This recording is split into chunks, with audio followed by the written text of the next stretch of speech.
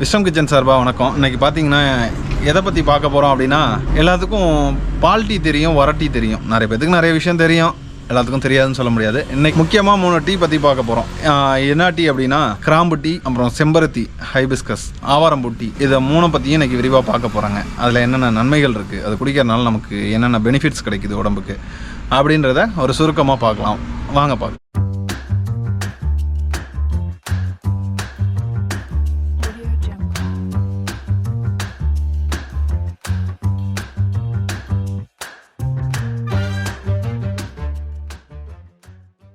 கிராம்பு டீ குடிக்கிறதுனால எனக்கு என்னென்ன நன்மைகள் இருக்குது நம்ம உடம்புக்கு அப்படின்றத பார்க்கலாங்க.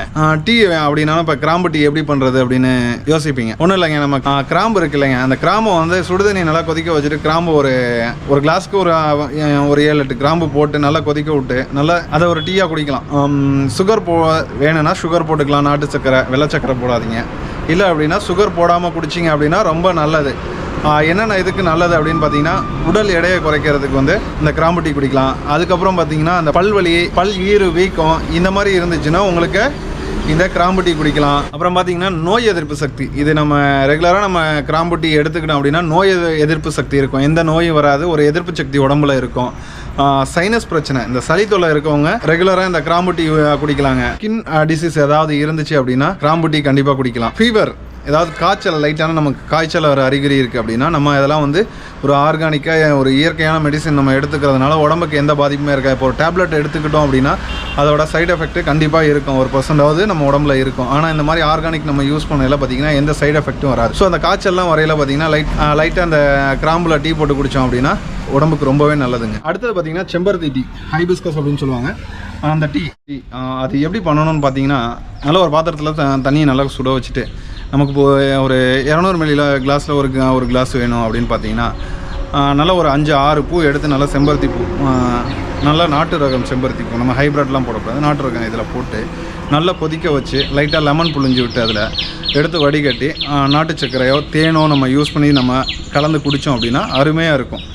ஃப்ளேவருக்கு வேணும் அப்படின்னா ஏலக்காய் பிடிக்கிறவங்க அது ஏலக்காய் ஃப்ளேவர் பிடிக்கிறவங்க ஏலக்காய் போட்டுக்கலாம், கிராம்பு ஃப்ளேவர் பிடிக்கிறவங்க கிராம்பு போட்டு குடித்தோம் அப்படின்னா அருமையாக இருக்கும்.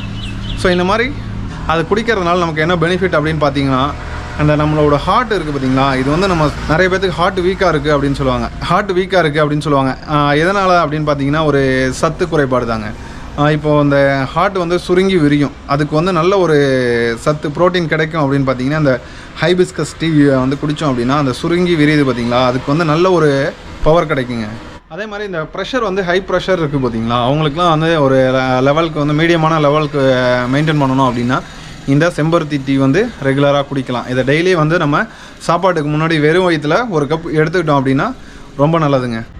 அதே மாதிரி பார்த்திங்கன்னா ஆவாரம்பூ டீ, இது வந்து சுகருக்கு வந்து ரொம்ப நல்லது அப்படின்னு சொல்லி இந்த ஆவாரம்பூ டீ வந்து குடிக்கலாம். ஃப்ரெஷ்ஷாக கிடைக்கிறவங்க ஃப்ரெஷ்ஷாக வச்சு டீ பண்ணி குடிங்க, இல்லை பவுடர் கிடைக்கிறவங்க வாங்கி பவுடரில் டீ வச்சு குடிங்க. சுகர் முக்கியமாக நாட்டு சர்க்கரையோ இல்லை தேனோ கலந்து குடிக்கலாம். சுகர் இருக்கவங்க சுகர் இல்லாமல் குடிக்கலாம். இது முன்னாடியே சொன்னது மாதிரி பார்த்திங்கன்னா சர்க்கரை நோயாளிகளுக்கு ரொம்ப நல்லது. உடல் சூட்டை தணிக்கும். இந்த டீ வந்து நம்ம ரெகுலராக எடுத்துட்டோம் அப்படின்னா உடல் சூட்டை துணிக்கும்.